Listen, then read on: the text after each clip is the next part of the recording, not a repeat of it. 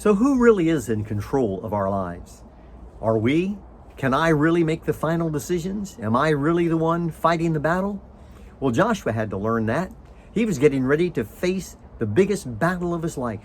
He and the Israelites were going against the great fortified walled city of Jericho.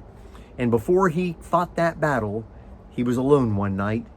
And the Bible tells us in Joshua chapter 5, verse 13, when Joshua was by Jericho, he lifted up his eyes and looked, and behold, a man was standing before him with his drawn sword in his hand. And Joshua went to him and said to him, "Are you for us or for our adversaries?" And he said, "No, but I am the commander of the army of the Lord. Now I have come." And Joshua fell on his face to the earth and worshiped and said to him, "What does my Lord say to his servant?" And the commander of the Lord's army said to Joshua, "Take off your sandals from your feet, for the place where you are standing is holy." And Joshua did so.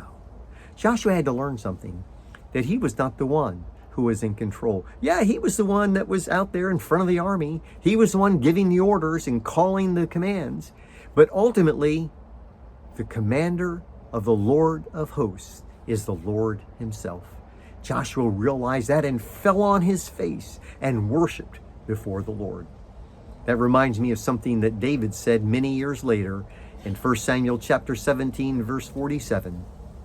He said he would fight Goliath, and that all this assembly may know that the Lord saves not with sword and spear, for the battle is the Lord's, and he will give it into your hand. And later, one of the great kings of Israel, Jehoshaphat, said this in 2 Chronicles 20, verse 15. And he said, "Listen, all Judah and the inhabitants of Jerusalem and King Jehoshaphat. Thus says the Lord to you, do not be afraid and do not be dismayed at this great horde, for the battle is not yours, but God's." As Jehoshaphat's getting ready to go into battle, God sends him the prophet Zechariah to remind him, "Jehoshaphat, the battle isn't yours. You're not in command. You're not the one that's in control. The battle is the Lord's." And so the Bible tells us in Romans chapter 8, verse 31, "What shall we say to these things? If God is for us, who can be against us?" We just need to remember, there are battles in life. It is hard. It is dangerous.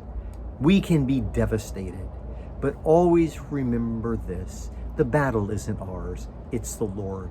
Obey him, follow him, do what he says, and the outcome is in the hands of God.